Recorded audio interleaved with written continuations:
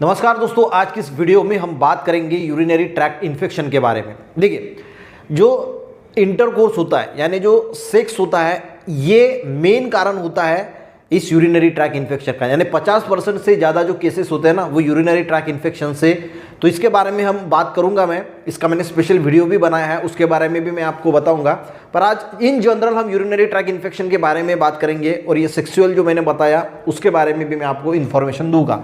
तो सबसे पहले गाइस, ये यूरिनरी ट्रैक इन्फेक्शन जो होता है, ये एक्चुअल में क्या चीज़ है इसको समझते हैं। देखिए, हमारी जो यूरिनरी सिस्टम होती है, ह्यूमन यूरिनरी सिस्टम, इसमें दो किडनी होती है, दो यूरेटर्स होते हैं, एक ब्लैडर होता है और एक यूरेथ्रा होता है। ठीक है, तो इसका काम क्या होता है टोटल? तो ब्लड को फिल्टर करना, यूरिन का फॉर्मेशन करना एंड ब्लड प्रेशर को रेगुलेट करना, ये हमारे यूरिनरी सिस्टम का जो है वो फंक्शन होता है। ठीक है, अब यूरिनरी ट्रैक्ट इन्फेक्शन यानी एक्चुअल में क्या होता है, तो ये जो पूरा हमारा यूरिनरी सिस्टम है, इसमें अगर इन्फेक्शन होता है किसी भी पार्ट में, यानी किडनी में होता है, यूरेटर में होता है, ब्लैडर में होता है या यूरेथ्रा में होता है, तो infection of any part of the urinary system is known as urinary tract infection.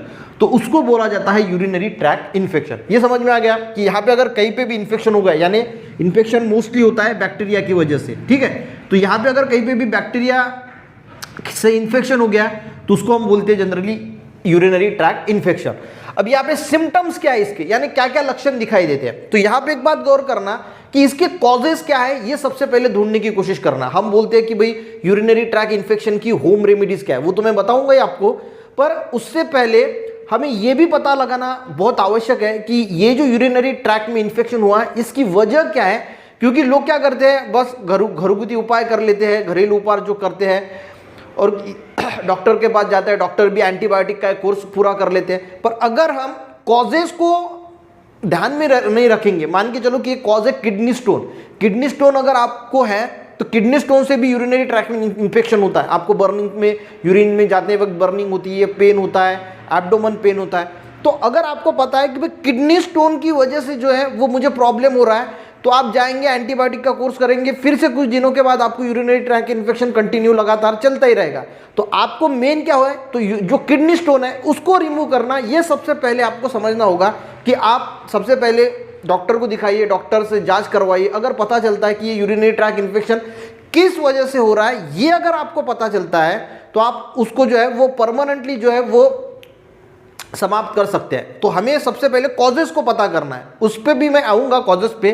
तो जनरल इसके सिम्टम्स की बात करते हैं। तो सिम्टम्स क्या होता है, कॉमन पेनफुल इलनेस। ठीक है, यानी आपको इलनेस होगा और पेन भी होगा, उसी के साथ यूरिन में कभी कभी ब्लड भी आ सकता है, वो भी एक सिम्टम्स है। Pain and burning in urine, तो जब आप यूरिन को जाते हैं तो पेन भी होता है और बर्निंग भी होती है। परसिस्ट अर्ज टू यूरिनेट, यानी बार बार पेशाब को जाने का मन करता है बर्निंग के साथ साथ। एब्डोमेन में पेन होता है, यूरिन में स्मेलिंग होती है और भी कुछ जो है वो सिम्टम्स आपको दिखाई दे सकते हैं। फीवर वगैरह भी आता है।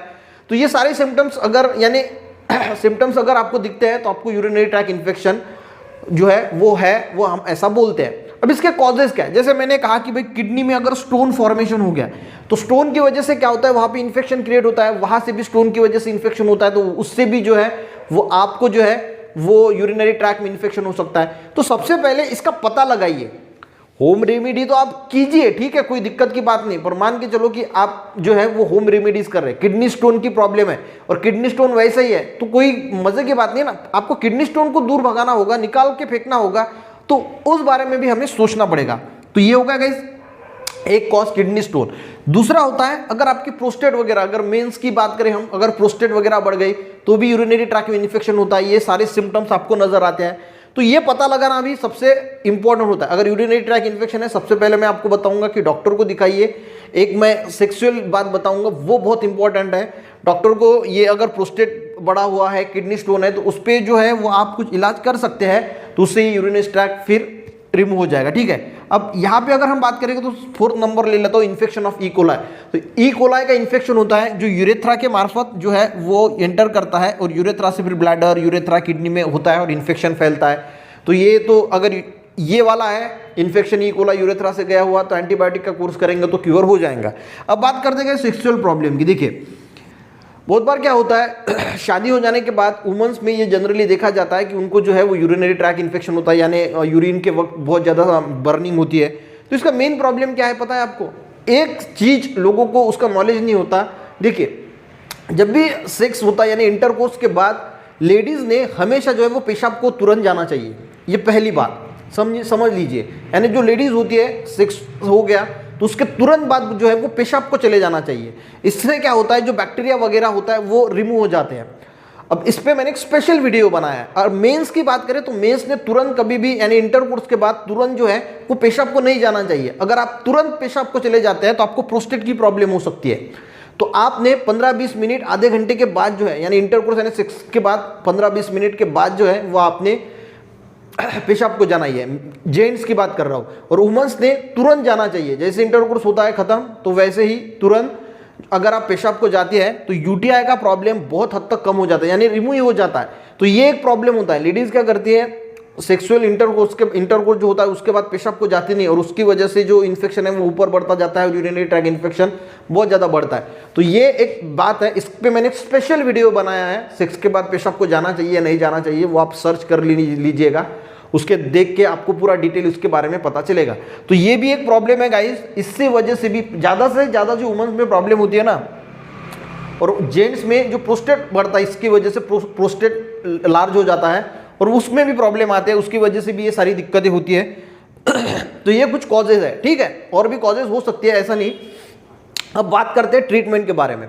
तो ट्रीटमेंट क्या है, इन जनरल अगर प्रॉब्लम है, इन्फेक्शन हो गया है कुछ, तो आप ज़्यादा से ज़्यादा पानी पीने की कोशिश कीजिए। ज़्यादा से ज़्यादा पानी पीना, 8 से 10 ग्लास पानी पीने की कोशिश करोगे तो बहुत अच्छा होता है। उसी के साथ विटामिन सी यानी नींबू, जो विटामिन सी वाले फूड्स होते हैं उनका रेगुलरली डाइट में यूज़ अगर करेंगे तो भी हेल्प होती है। उसी के साथ अगर हम कैनबेरी का जूस पीते हैं तो कैनबेरी का जूस क्या फ़ायदा करता है पता है क्या? ये जो यहाँ पे जो माइक्रो ऑर्गेनिज्म जो बैक्टीरिया है वो जो स्टिक होते हैं, चिपकते हैं, तो कैनबेरी जूस इसको चिपकने नहीं देता, ये इसमें हेल्प करता है। यानी उसको कील वगैरह नहीं करता, सिर्फ चिपकने नहीं देता। इससे एक फ़ायदा होता है कि वो रिमूव, जैसे हम पानी पीते तो ज़्यादा से ज़्यादा रिमूव होते हैं, पर इसका ये परमानेंट इलाज नहीं। कैनबेरी जूस क्या करता है, सिर्फ उसको स्टिक नहीं होते देता बैक्टीरिया को। उसी के साथ प्रोबायोटिक लीजिए, यानी दही, थोड़ा सा दही, अगर आपको यानी यूटीआई की प्रॉब्लम रेगुलर रहती है तो योगर्ट लीजिए, दही। क्यों? क्योंकि उसमें प्रोबायोटिक यानी अच्छे बैक्टीरिया होते हैं जो आपको बुरे वाले बैक्टीरिया से किल करने के लिए मदद करती है। उसी के साथ आपने पत्थर चट्टा का नाम सुना होगा, पत्थर चट्टा पेन। अगर आपको बर्निंग सेंसेशन बहुत हो रही है यूरिन में और बहुत पेन हो रहा है तो आप पत्थर चट्टा का एक पौधा घर पे रखने यानी रह दीजिए, तो तुरंत 6-7 जो है उसके जो लीव्स है वो खा लीजिए। आपको 15 मिनट में बर्निंग सेंसेशन स्टॉप हो जाएगा, गारंटी है मेरी।